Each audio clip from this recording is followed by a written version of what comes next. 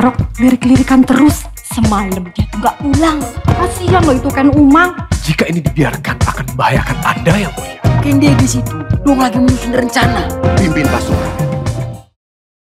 Saya sekarang berdiri sendiri di sebuah teater, yaitu Teater Ciputra Artpreneur. Sangat luar biasa. Didirikan oleh Pak Ci, dilanjutkan oleh anak-anaknya untuk memberikan apresiasi kepada seni-seni budaya Indonesia. Baru saja selesai real run dari pertunjukan musikal yang sangat luar biasa berjudul Ken Dedes, ditulis oleh Tien Watimena dan dimainkan oleh Eki Dance, sebuah grup seni, grup tari dan grup musikal yang juga sangat berdedikasi lebih dari 27 tahun. Tadi penonton penuh sampai ke atas dan sekarang sudah tidak ada. Tidak ada memang pertunjukan yang tidak usai. Dan untuk mengapresiasi orang-orang yang sudah bekerja keras berbulan-bulan mempersiapkan pertunjukan ini dan memberikan asupan batin kepada para penontonnya, saya akan mewawancarai founder dari Eki Dance yaitu Ibu Aiko Seno Sunoto dan putrinya Ara Ajisiwi yang bermain sebagai Ken Dedes yang sangat cemerlang. Yuk kita ikutin.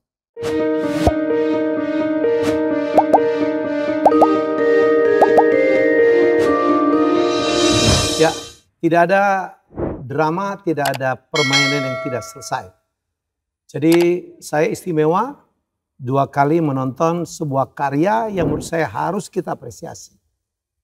Yang dipersembahkan oleh sebuah kelompok seni, saya mengatakannya ya, Eki Dance, yang sudah berdiri puluhan tahun. Dan bersama saya sekarang adalah pendiri, founder dari Eki Dance bersama putrinya ternyata, yang baru saja menuntaskan pagelaran musikal Ken Dedes ya. Yang pertama saya perkenalkan Mbak Aiko Seno Sunoto. Susah banget. Oke. Dan putrinya siapa? Ara Ajisiwi. Ajisiwi. Iya. Putri ketiga. Keempat. Oh, paling bungsu. Iya. Yang kemarin memainkan tokoh Ken Dedes. Ken Dedes. Keren banget. Saya nonton 2 kali. Ya, jadi gimana? Bu Aiko? Gimana apanya? Puas? Ya lumayan sih puas. Karena ya antusiasme penontonnya juga cukup bagus. Dan reaksinya juga cukup bagus. Apresiasinya bagus ya? Iya. Dan pemain-pemainnya juga cukup happy sih main. Bisa mementaskan lagi Ken Dedes gitu. Anak-anak muda yang bermain? Rata-rata iya ya, semua. Keren-keren. Penuh dengan energi. Paling tua siapa ya? Kiki Narendra ya? Enggak, Uli. Oh, Uli Herdinansyah. Uli Uli mah kalau Kiki kan casingnya aja tua. Iya, iya. Uli lebih tua. Uli menjadi Tunggul Ametung dan Kiki sebagai menjadi Palarto. Iya. Tapi senternya di dia ya memang. Iya. Ya, jadi saya sudah mewawancara juga Tien Watimena gitu, yang meng-create gitu tokoh-tokoh itu keren ya, walaupun interpretasinya meleset ya dari saya. Saya nonton dulu Ken Aroknya Hari Rusli beda. Oh gitu. Oh ya dulu pernah ada waktu Om Helmi SMA itu top banget, hampir seluruh SMA seluruh Indonesia memainkan Ken Aroknya Hari Rusli. Kalau di Ken Arok Hari Rusli lebih membahas Ken Aroknya dan kerisnya Empu Gandring. Iya. Di sini tokoh Empu Gandring gak muncul sama sekali. Iya. Ya, yang muncul adalah pengkhianatan, perselingkuhan. Dan Ara mainkan tokoh sentral Ken Dedes ya. Ternyata berlawannya Ken Umang kakak ya. Kakak sendiri. Tapi satunya banter, satunya tinggi gitu ya. Iya. Gimana Ara? Puas memainkan Ken Dedes? Puas banget. Puas banget sih. Kemarin seru banget. Dan apalagi kemarin yang di September ya udah rerun. Jadi kayak udah nggak terlalu banyak mikir, udah bisa lepas aja gitu. Lebih rileks ya? Lebih rileks. Gila ya, dialog panjang gitu diapalinnya berapa lama kamu hafalinnya? Aku tuh udah reading dari tahun lalu. Reading? Iya. Dari Agustus tahun lalu. Kita udah persiapan. Dan bahasanya kan memang bukan bahasa yang kita gunakan sehari-hari. Jadi agak susah untuk, cuman ya seru. Tapi justru kadang-kadang dengan keseruan itu, ini kan sejarah ya. Tahu-tahu muncul dialog yang kekinian banget. Saya ingat banget waktu Anu Sapati yang bilang, iya bro. Begitu bro. Oke, jadi memang harus begitu ya. Saya penikmat dari play ya, musical play, opera gitu. Karena saya tiap kali perjalanan kemana gitu, saya menyebarkan nonton itu ya Mbak Aiko yang saya bilang, Jakarta tuh memalukan gitu. Sebagai sebuah kota metropolitan kita nggak punya pertunjukan reguler. Iya. Itu salah satu tujuan dari Bu Aiko juga? Iya, maunya sih begitu. Jadi kalau bisa ada pertunjukan yang reguler gitu kan juga bisa, orang juga ada hiburan yang gitu. Dan buat pekerja-pekerja seni juga kan ada pekerjaan yang lebih tetap lah, lebih rutin ya. Lebih rutin gitu. Jadi nggak ya tergantung occasion atau tergantung event atau apa gitu. Ya itu sih kepinginannya gitu. Cuman memang masih sulit untuk menjangkau publik karena maksudnya gini, orang Jakarta aja mungkin kayaknya masih 60%, 70% nggak pernah nonton musikal kali gitu. Saya pikir ini masalah sosialisasi juga, Pak. Ya kita sih cukup gencar untuk pertunjukan ini, sosialisasi ke mall, ke sekolah-sekolah segala gitu ya. Lumayan sih ya. Tapi kan kalau menurut aku kita 4 kali pertunjukan 4.000 orang. 4.400. Ya kemarin. Kan cuma 4.000 orang yang itu nggak sebanding sama jumlah penduduk Jakarta gitu. Nah mestinya kalau harusnya bisa menjangkau lebih luas juga, jadinya apresiasi masyarakat terhadap seni juga lebih baik gitu. Ya. Itu PR kita bersama. Saya pikir sosialisasi peran pemerintah, peran swasta dan program CSR-nya menjadi penting. Karena di sini ini masih, kadang-kadang kita kalau menghitung untung ruginya mundur orang. Padahal kalau kita lihat bagaimana di New York ya, Broadway, bagaimana di London gitu. Ya di Paris ada Moulin Rouge, Lido, itu udah hidup ya, udah menguntungkan betul ya. Jadi menurut saya sekarang Singapura aja udah mulai tuh di MBS, udah mulai agak rutin ya. Jangan ngomong Thailand gitu, termasuk banci-banci show itu menjadi sebuah tontonan. Saya kebayang orang kalau datang ke Jakarta mau ngapain sih? Masa ke mall lagi ya? Oh iya bener sih. Kamu kemarin teman-teman seangkatan banyak yang nonton nggak? Banyak.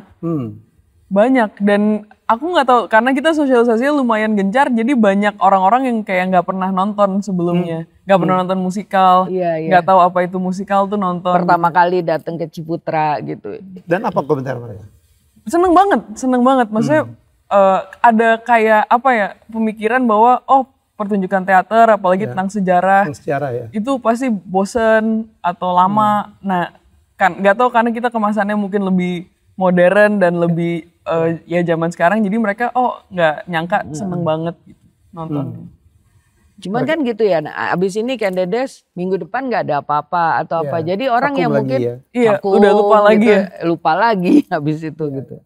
Nanti mungkin tahun depan kita bikin lagi, kita harus bangun lagi dari awal lagi. Jadi tapi kita harus berterima kasih ya dengan Ibu Rina ya. Justru itu. Terima kasih Bu Rina. Wow, luar biasa. Total. Ya bukan hanya meminjamkan gedung ya, tapi dia support, dicariin dana. Sekali lagi kita appreciate lah. Diperlukan ini sebenarnya Maisenas seperti ini.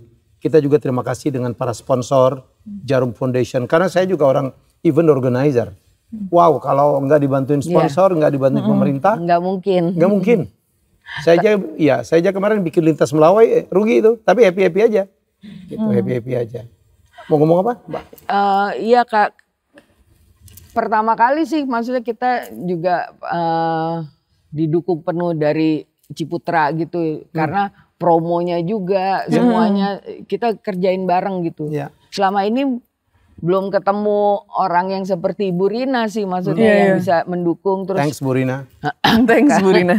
Kasih masukan-masukan juga gitu. Jadi kita nggak kerja sendiri gitu. Kadang-kadang juga kan, maksudnya karena kita kerja sendiri kita juga nggak bisa lihat sisi yang lain gitu. Nah ini justru ada masukan-masukan dari sisi yang lain, itu sangat membantu sih kalau menurut aku ya.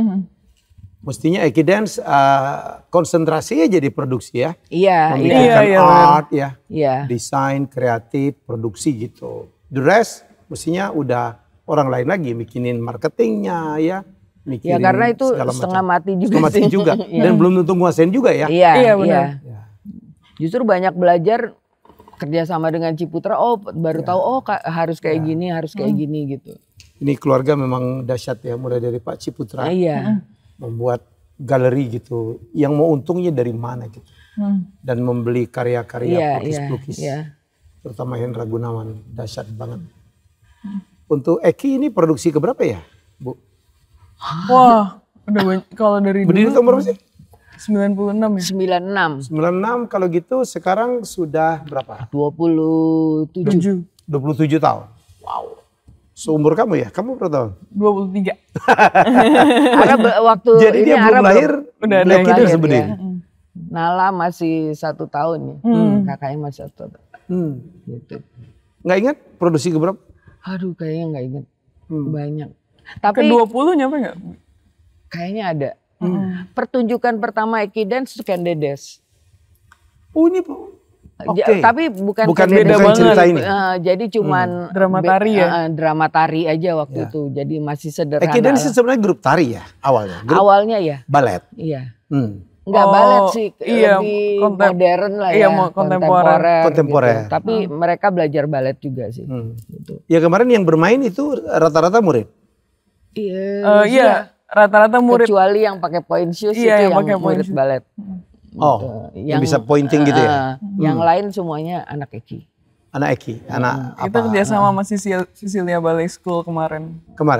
Untuk melengkapi? Untuk melengkapi. Ya kan Rusdi udah nggak ada, jadi untuk pelatih tarinya, masternya sekarang kita ambil dari Cecilia Ballet gitu. Jadi Mbak Ade Sirgar yang jadi ballet masternya gitu. Ya kembali ke, sorry kalau membuat jadi kepikiran gitu, tokoh yang sangat luar biasa ya Mas Rusdi, yang baru saja meninggalkan kita dan kaget ya. Dan Ken Dedesnya sempat mentas yang pertama kemarin, nggak lama kemudian sebulan setelah itu ya, saya masih bertemu beliau pakai kursi roda. We miss him so lot. Iya. Gimana Mbak Iko ditinggal oleh sosok yang Anda berjuang ya, lebih dari 27 tahun ya untuk membesarkan ini. Ya sedih sih sedih, tapi kan harus move on juga karena life must go on. Iya, ya aku ngerasa kalau misalnya kita justru sedih terus nggak ngapa-ngapain, aku rasa juga Rusdinya pasti juga nggak happy gitu. Jadi ya kita coba gitu. Untung ada ajakan dari Bu Rina bikin rerun, jadi kita sibuk rerun, nggak terlalu mikirin sedih, nggak ini juga gitu. Ya teman-teman banyak bantu sih, maksudnya dulu ada Nanang HP dulu sama-sama Rusdi juga, Mas Oni juga tetap, Oni Krisnarwinto juga tetap bantu, Mas Iskandar juga tetap bantu. Jadi ya nggak terasa terlalu berat juga. Dia anak-anak juga maksudnya, ya dulu Ara, Nala cuman penari, cuman pemain aja, tapi sekarang mereka ya bantu di manajemen juga, bantu di produksi juga gitu, kreatif gitu. Jadi ya coba, mudah-mudahan sih bisa sih. Kalau aku rasa sih bisa sih gitu. Pasti bisa. Ara gimana tinggal papa?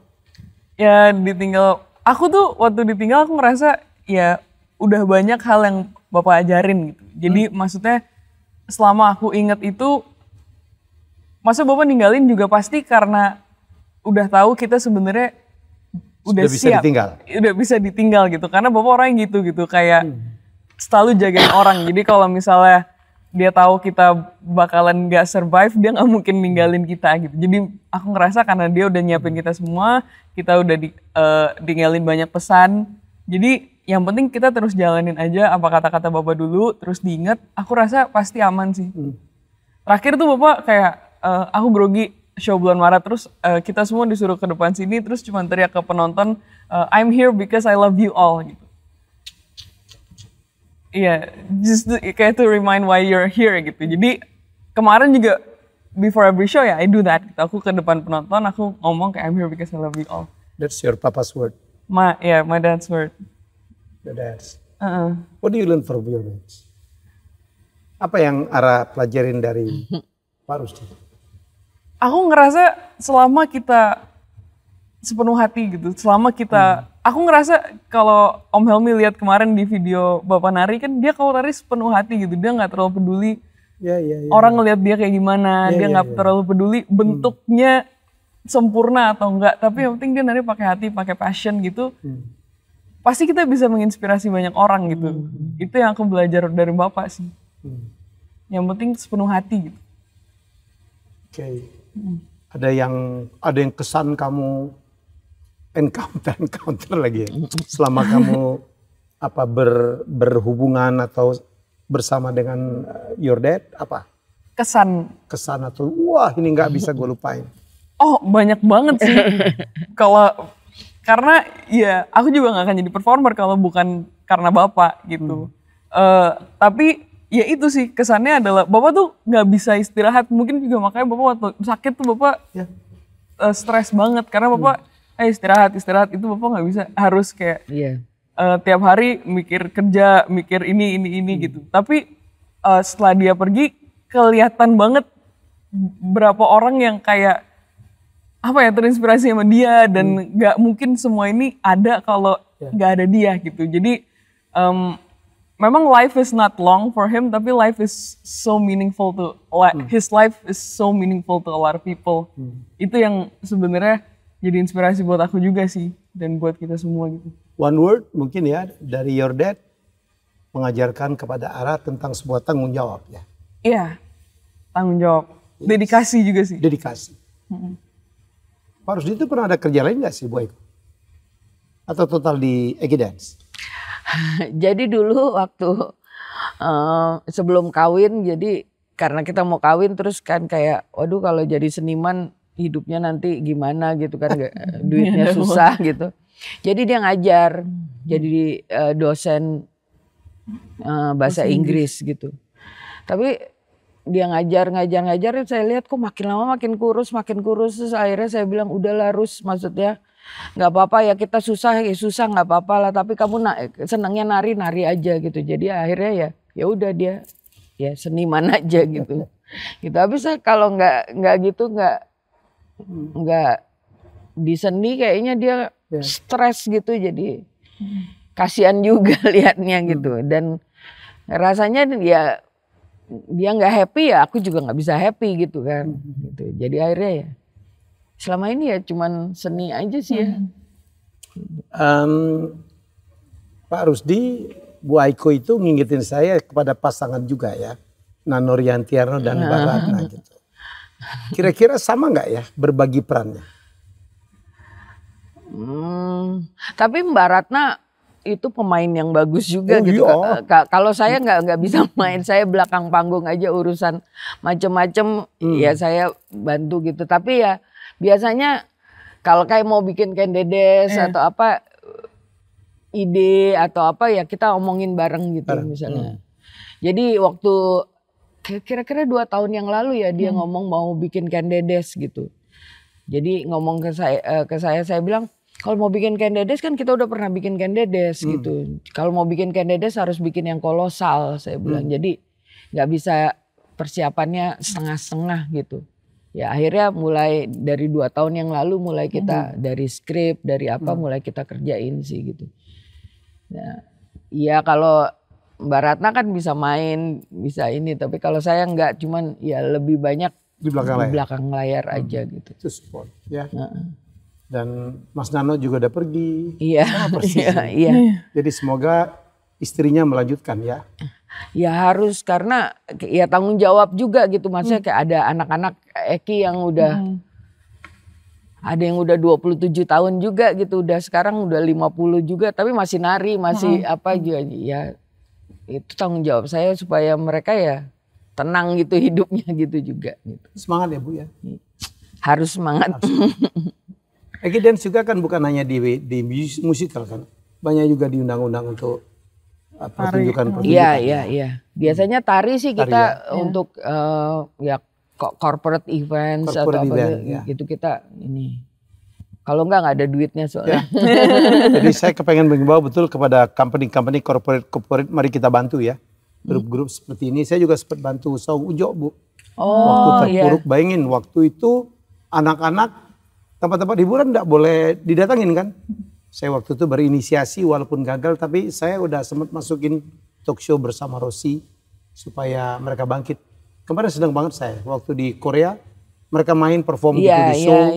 Waduh, ketemunya kayaknya. Tapi sekarang Saung Ujo sih sekarang udah kemana-mana lagi. Kemana-mana udah. Ya saya berharap juga teman-teman yang punya event, punya corporate, yang punya event-event, saya pikir mari kita support lah ya. Karena ini kita butuhkan banget.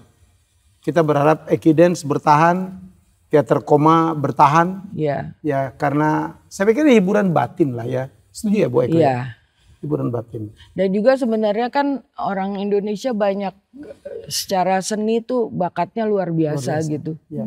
Cuman ya masih banyak orang tua, masih banyak orang-orang yang merasa kalau di seni nggak ada masa depannya lah gitu. Ya memang sih. Kok dibenerin libatkan juga, gimana sih? Maksudnya masih belum, makanya kita sekarang harus sama-sama membangun supaya ya mungkin seniman-seniman Indonesia bisa lebih mendunia gitu loh. Oh iya. Udah sih, cuman kan belum kolosal banget ya. Iya. Individual sih udah ya. Tapi kenapa? Untuk dari cerita aja, gila Indonesia itu stok ceritanya. Bener. Ya, orang merasa gitu nggak? Nah ini anak muda harus banyak tahu nih. Iya ternyata bener. ada tokoh Ken Arok, Tunggul Ametung, siapa lagi nih? Masih ada Gajah Mada, Malahayati. Ya kemudian siapa lagi ya, banyak banget ya. Jadi Kalinyamat. Saya baru ngangkat satu tokoh, Enrique, pernah dengar ya? Saya bikin novel Enrique Maluku. Pengeliling bumi pertama itu bukan Magellan, tapi orang Maluku, orang Tidore. Doakan sekarang kita lagi bikin dokumenter versi bahasa Inggrisnya novelnya, dan kemudian dibikin layar lebar. Wah, saya berjuang 5 tahun kali. Kadang-kadang dilecehin Bu. Emang iya, bohong tuh, gila tuh. Jadi orang kita tuh kadang-kadang nggak inferior kompleks. Iya. Ya, saya berat banget karena anak-anak muda sekarang kadang-kadang mereka sejarah ya, gitu loh. Mereka nggak tahu Sudirman itu siapa, Diponegoro itu siapa, Benar. Gatot Subroto itu siapa. Menulis karya-karya kayak gini mestinya kita bisa memperkenalkan. Setuju gak Ara? Setuju. Tapi kita tuh kemarin takut-takut ya. Karena kan Ken Dedesnya dibawakannya dengan ya dia selingkuh. Ya dia mungkin menjual ya charmnya dia dengan cara yang seperti itu untuk mendapatkan apa yang dia mau. Kita takut kayak, maksudnya kita menyalahkan kayak sosok yang sangat apa ya Bu? Sosok sejarah lah. Sosok sejarah gitu. Selalu ada tokoh sejarah ya. kita takut gitu. Nanti dibilang kok kayak gitu karakternya. Nah jadi kadang-kadang aku kemarin leganya bahwa maksudnya Eki approach Ken Dedesnya adalah ya jadi lebih bebas aja gitu. Tapi ada beberapa yang jadinya banyak batasannya sih aku takutnya. Saya pikir itu interpretasi penulis ya. Iya ya. Interpretasi penulis. Karena pasti Ken Dedes pertama dengan yang sekarang udah beda kan? Beda. Sih. Yang dulu siapa? Dulu drama tarik, koreografi. Drama cuman tarik. Koreografi aja Jadi itu interpretasi, tergantung siapa yang menceritakan. Apalagi sejarah. Sejarah itu bisa beda-beda loh. Iya. Oh iya dong, tergantung siapa gitu. Kadang-kadang ada yang bilang sejarah ditulis oleh pemenang lah. Iya. Ya jadi gak ada masalah saya pikir. Nah ini yang kita harus belajar dari Hollywood Bu. Ya mereka itu, makanya waktu saya nulis Enrique, nulis buku yang seriusnya gak terlalu laku. Sekarang saya tulis menjadi novel. Jadi novel based on history. Baru anak-anak baca nih. Ya mereka Om terima kasih Om, saya gitu-gitu tuh. Ya kayak begitulah. Hollywood kan begitu kan. Misal dia ceritain apa? Titanic. Kan nggak begitu aslinya. Iya. Mana ada tuh Jack Dawson, Rose itu nggak ada. Itu kan di-create untuk didramatisasi lah. Iya. Pearl Harbor juga gitu tuh. Iya benar. Ya, gitu. Jadi saya pikir sah-sah aja. Ya pastilah kalau mau ditonton orang, tontonan itu kan harus ada percintaan. Iya. Sampai kemarin ada kissingnya ya. Iya. Mamanya nggak marah. Justru bapaknya yang nyuruh malah. Latihan ya, harus latihan ya. Dia udah dijawab arah, nggak usah dilatih Pak. Ada percintaannya, ada pembunuhannya ya. Jadi saya pikir itu adalah bumbu. Keren kok kemarin secara drama. Seneng Gitu. banget. Seneng. Ara udah mulai main pertama kali kapan? Aku masuk kayak gitu umur 13 waktu 13. itu. Main dapat peran yang serius. Maksudnya peran yang besar itu baru Purbararang ya? Itu 2020 berarti. Purbararang. Purbararangnya Lutung Kasarung. Itu 2020 berarti. Dulu dia nggak mau. Dia seneng nyanyi tapi dia waktu kecil tuh kayak cowok. Jadi dia nggak mau nari gitu, tapi terus nyanyi. Harus dibilang, kamu kalau mau nyanyi supaya lebih oke lagi, kamu harus nari. Jadi gayanya juga enak gitu. Baru mau nari. Dan dulu sama sekali nggak mau nari. Maunya main bola malah. Oh, main bola wanita sekarang keren. Sampai dia bohongin sama Bui sama tante aku, kamu kalau jadi pemain bola, tulang kering kamu harus diganti dulu jadi besi. Kamu mau emang? Nggak mau. Ya makanya jangan jadi pemain bola. Supaya mau jadi penari. Lucu. Ara sekarang punya profesi lain? Enggak, aku full time penari. Penari? Nah, penari, aktor sama penyanyi. Hidup ya? Masih hidup sih sejauh ini. Hidup, masih hidup. Alhamdulillah. Oke, nggak ada pilihan hidup lain gitu yang sebenarnya gue terpaksa karena papa sama mama gitu, nggak ada. Enggak sih, sempet iya dulu waktu masih SMP SMA karena kan aku harus nari, pulang sekolah nari gitu, capek. Capek banget. Terus aku dulu suka banget pelajaran matematika dan aku emang jago pelajaran matematika, jadi aku pengen jadi matematikus. Terus gue sama bapak kayak, enggak, kamu jadi penari aja udah gitu. Terus kayak maksa ya orang ini. Terus kayak ya udah, aku nari, terus aku sekali nyanyi, terus aku ngerasa aku kayak terbang gitu. Terus aku ngerasa kayaknya aku jadi apa aja, aku nggak mungkin ngerasain se-happy ini sampai aku ngerasa aku terbang. Nah itu baru aku kayak, oke, aku mau jadi performer gitu. Dan Candidates itu kamu puas banget ya? Puas. Menjadi center of attraction. Ya, menjadi center cerita juga ya kan? Iya benar. Center cerita. Itu impiannya dia dalam hidup ya. Oh, semoga kamu nggak begitu ya. Sebenarnya selingkuh sana, selingkuh sana. Menghalalkan segala macam cara dia. Dan menginjak-injak kakakku sendiri. Menertawakan kesengsaraan kakak. Walaupun terakhir Ken Umangnya menang. Saya nggak pernah tahu loh kalau itu kakak adik. Beda juga ya? Beda kok. Beda. Kok bisa beda gitu? Nala lebih kayak Rusdi mukanya. Ara lebih ke. Jadi kalau ke keluarga besar, keluarga aku pasti lebih senang Ara karena lebih mirip semua mukanya ke keluarga aku. Kalau ke keluarga besar ya Rusdi, Nala. Iya, beda. Lebih mirip. Iya. Oke, ke depan apa lagi nih plannya Bu Aiko? Bulan depan kita mau festival musikal Indonesia. Di sini juga. Oh, Melmi nggak datang tahun lalu? Ada festival musikal. Jadi itu juga gagasannya Rusdi sih, dia pingin bikin festival musikal. Jadi karena udah banyak kelompok-kelompok musikal, kita pentas bareng gitu. Oh, ada period gitu ya, gantian gitu, festival. Iya, jadi 2 hari kita bikin pementasan dari satu kelompok kira-kira 30-40 menit gitu. Jadi art suara, Eki dance, teman gitu. Jadi kita pentas bareng. Rencananya bulan Oktober akhir ya. Iya, 28-29 Oktober. 29. Dalam rangka hari Oktober dong ya. Hari Sumpah Pemuda dong. Iya. Ya, 28 Oktober. Jadi ini karya pertama Eki tanpa Rusdi. Tanpa Pak Rusdi. Iya, kita bikin.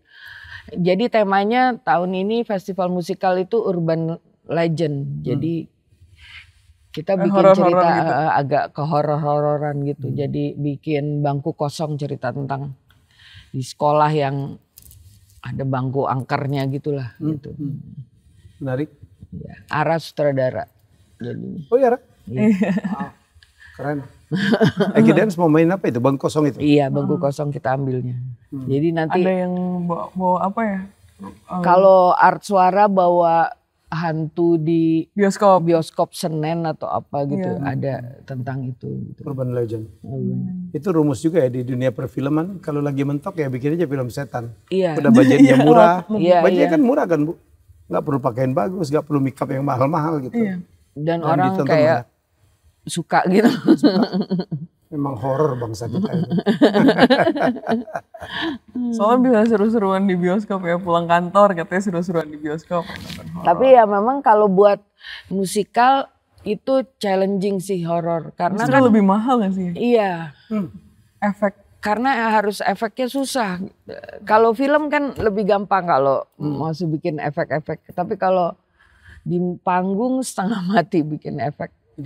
Jadi ya nggak tahu deh. Itu tantangannya kalau gitu ya? Iya, bisa apa enggak kita lihat nanti. Gitu. Ya kalau setan gitu nggak perlu LED, nggak perlu lighting yang terang-terang banget gitu. Gelap aja, gelap aja.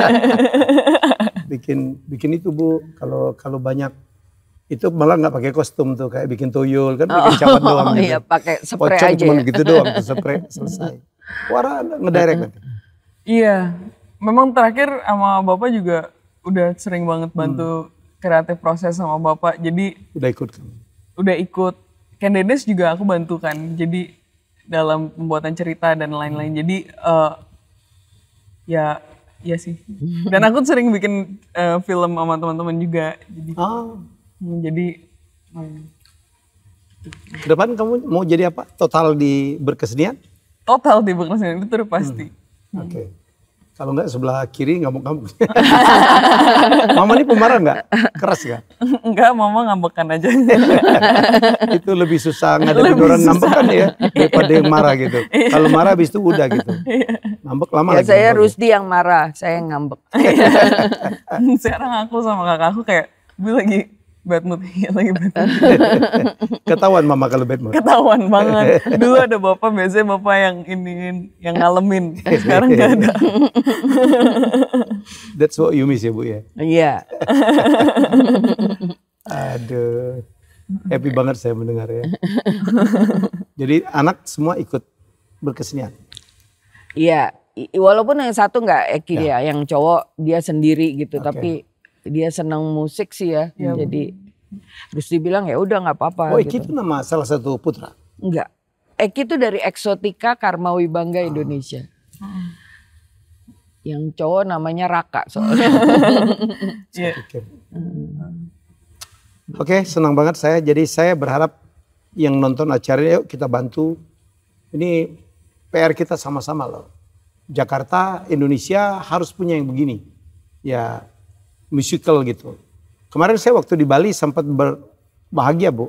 Di Nusa Dua ada pertunjukan namanya Deaf Dance. Oh iya. Deaf Dance kita itu create, disupport oleh Cirque du Soleil.